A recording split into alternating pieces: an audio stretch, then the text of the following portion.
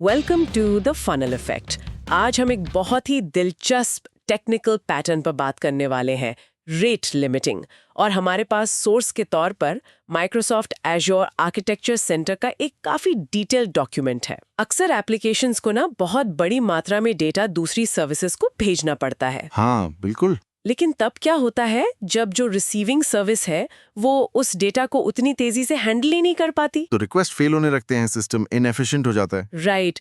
तो आज की हमारी चर्चा का मिशन ये समझना है कि ये रेट लिमिटिंग पैटर्न इस पूरे केओस को कैसे कंट्रोल करता है, सिस्टम को ज्यादा रिलायबल और प्रिडिक्टेबल बनाता है और थ्रॉटलिंग एरर से बचाता है। चलिए इसको थोड़ा खोलकर समझते हैं। बिल्कुल। तो चलिए एक सिनेरियो इमेजिन करते हैं। डॉक्यूमेंट में एक अज़्योर कॉस्मस डीबी का बड़ा अच्छा उदाहरण दिया गया है। मान लीजिए एक एप्लीकेशन को 10,000 रिकॉर्ड्स डेटाबेस में डालने हैं। हाँ, और हर रिकॉर्ड को प्रोसेस करने के लिए डेटाबेस को आप समझिए 10 रिक्वेस्ट यूनिट्स या आरयूज लगते हैं। तो कुल मिलाकर 10,000 रिकॉर्ड्स के लिए हमें 1,000 आरयूज का काम है। ठीक है, तो टोटल रिक्वायरमेंट है 1 लाख आरयूज की। लेकिन डेटाबेस की जो कैपेसिटी है वो सिर्फ 20,000 आरयूज है। अब एप्लीकेशन बिना सोचे समझे सारे 10,000 रिकॉर्ड्स एक साथ भेज देती है। इसका नतीजा काफी प्रिडिक्टेबल है। क्या होगा? डेटाबेस ओवरलोड हो जाएगा। वो अपनी 20,000 आरयूज की कैपेसिटी के हिसाब से सिर्फ पहले 2,000 रिकॉर्ड्स को ही सक्सेसफुली राइट करेगा। और बाकी 8,000 का क्या? वो 8,000 रिजेक्ट हो जाएंगे। इसी को थ्रॉटलिंग कहते हैं। बेसिकली सर्विस खुद को ओवरलोड से बचाने के लिए इनकमिंग रिक्वेस्ट को लिमिट कर देती है। तो एप्लीकेशन को 8,000 एरर्स मिल गए। अब वो क्या करेगी? बचते हुए 8,000 रिकॉर्ड्स फिर से भेजेगी। बिल्कुल। और ये साइकिल फिर से चलता है। डेटाबेस फिर से 2,000 रिकॉर्ड्स एक्सेप्ट करेगा और 6,000 रिजेक्ट कर देगा। एग्जैक्टली। और ये साइकिल चलता रहता है। तो अंत में 10,000 रिकॉर्ड्स को डेटाबेस में डालने के लिए एप्लीकेशन को कुल 30,000 रिकॉर्ड्स भेजने पड़ते हैं। ये तो बहुत ही इनएफिशिएंट प्रोसेस लग रहा है। यही नाइव रीट्राई ऑन एरर का एक क्लासिक एग्जाम्पल है। और हाँ, ये बेहद इनएफिशिएंट है। यहाँ पर बात सिर्फ इनएफिशिएंसी की नहीं है। सही कहा आपने। इसके कुछ छिपे हुए कॉस्ट्स भी हैं। पहला, 20,000 एरर्स जनरेट हुए जिनको लॉक करना पड़ेगा। हाँ, उन्हें लॉक करने में प्रोसेसिंग पावर लगती है, मेमोरी लगती है, स्टोरेज रिसोर्सेज खर्च होते हैं। राइट। दूसरा, इस अप्रोच से ये प्रिडिक्ट करना बहुत मुश्किल है कि ये जॉब पूरा होने में आखिर कितना समय लगेगा।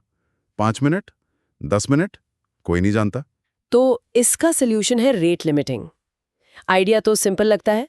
सर्विस को रिक्वेस्ट से बम्बार्ड करने के बजाय हम एक कंट्रोल्ड रेट पर रिक्वेस्ट भेजते हैं। What's fascinating here is throttling अलग-अलग मेट्रिक्स पर आधारित हो सकती है, जैसे ऑपरेशंस की संख्या, मान लीजिए 20 रिक्वेस्ट पर सेकंड, या डेटा का अमाउंट भी हो सकता है, जैसे 1 मिनट में 2 GB से ज्यादा नहीं। बिल्कुल। या फिर ऑपरेशंस की रिलेटिव कॉस्ट, जैसा कॉस्मोस डीबी के केस में था 20,000 आरयूज पर सेकंड। रेट लिमिटिंग का लक्ष्य इन लिमिट्स के अंदर रहना है। अच्छा, तो एक कॉमन आइडिया ये हो सकता है कि रिक्वेस्ट को एप्लीकेशन में ही बफर कर लिया जाए जब तक सर्विस उन्हें हैंडल करने के लिए रेडी ना हो। लेकिन इसमें एक बड़ा रिस्क है। हाँ, बहुत बड़ा रिस्क है। अगर एप्लीकेशन क्रैश हो जाती है तो बफर में रखा सारा डेटा लॉस्ट हो जाएगा। एग्जैक्टली, डेटा लॉस हो सकता है। इससे बचने के लिए एक ज्यादा रोबस्ट सोल्यूशन है, एक ड्यूरेबल मैसेजिंग सिस्टम का इस्तेमाल करना। ड्यूरेबल मैसेजिंग सिस्टम मतलब जैसे एज़्योर सर्विस बस या एज़्योर क्यू स्टोरेज? एकदम सही।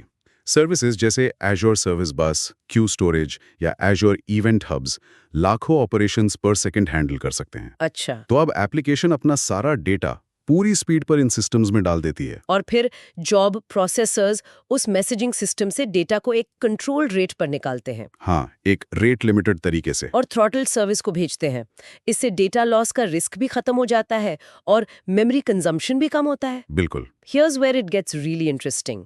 सोर्स ये बताता है कि एक बार में बड़ा बैच भेजने की बजाय छोटे-छोटे बैचेस को ज्यादा फ्रीक्वेंसी पर भेजना बेहतर है। हाँ, ये एक बहुत इंपॉर्टेंट पॉइंट है। इसे एक एग्जाम्पल से समझते हैं। मान लीजिए एक सर्विस 100 ऑपरेशंस पर सेकंड हैंडल कर सकती है। ठीक है। तो एक अप्रोच ये हो सकता है कि हर सेकंड 100 ऑपरेशंस का एक बड़ा बैच भेज दिया जाए। लेकिन इससे सिस्टम पर अचानक से एक बर्स्ट आएगा। एग्जैक्टली।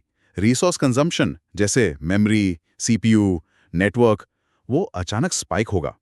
इसके बजाय रेट लिमिटर हर 200 मिलीसेकंड्स में 20 ऑपरेशंस भेज सकता है। तो इससे रिसोर्स कंजम्पशन ज्यादा बैलेंस्ड रहता है। हाँ, और अचानक आने वाले रिक्वेस्ट बर्स्ट से जो बॉटलनेक्स बन सकते हैं उनसे बचा जा सकता है।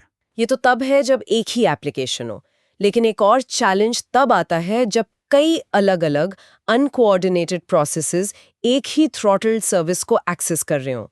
वो आपस में कैपेसिटी कैसे शेयर करेंगे? ये एक बहुत बड़ी प्रॉब्लम है। इसके लिए सर्विस की कैपेसिटी को लॉजिकली पार्टीशन किया जाता है और एक डिस्ट्रीब्यूटेड म्यूचुअल एक्सक्लूजन सिस्टम का इस्तेमाल होता है। डिस्ट्रीब्यूटेड म्यूचुअल एक्सक्लूजन सिस्टम, थोड़ा सिंपल भाषा में। समझिए, सर्विस की कैपेसिटी एक केक है। हम उस केक के 20 बराबर टुकड़े यानी पार्टीशंस बना देते हैं। फॉर एग्जाम्पल, अगर सर्विस की कैपेसिटी 500 रिक्वेस्ट पर सेकंड है तो हम 25 रिक्वेस्ट पर सेकंड की 20 पार्टीशंस बना सकते हैं। ठीक है। अब जब किसी प्रोसेस को कैपेसिटी चाहिए तो वो इन पार्टीशंस पर एक एक्सक्लूसिव लीज या लॉक लेने की कोशिश करता है। मतलब अगर किसी प्रोसेस को 100 रिक्वेस्ट सेक की कैपेसिटी चाहिए तो वो 4 पार्टीशंस के लिए रिक्वेस्ट करेगा? बिल्कुल। सिस्टम उसे कुछ समय के लिए, मान लीजिए 10 सेकंड के लिए, हो सकता है 2 पार्टीशंस ग्रांट कर दे। तो उसको 50 रिक्वेस्ट सेक की कैपेसिटी मिल गई। हाँ, अपना काम पूरा करके वो लॉक रिलीज कर देगा ताकि दूसरे उसे यूज कर सके। इस पैटर्न को इंप्लीमेंट करने के लिए एज़्योर स्टोरेज में 0 बाइट ब्लॉब्स का इस्तेमाल या ज़ूकीपर, कंसोल या रेडिस जैसी टेक्नोलॉजीज का इस्तेमाल किया जा सकता है। So what does this all mean? इसे इम्प्लीमेंट करते समय किन बातों का ध्यान रखना चाहिए? कुछ जरूरी पॉइंट्स हैं। पहला, रेट लिमिटिंग थ्रॉटलिंग एरर्स को कम करता है लेकिन पूरी तरह से खत्म नहीं करता। एप्लीकेशन को अब भी एरर्स हैंडल करने के लिए तैयार रहना चाहिए। ठीक है।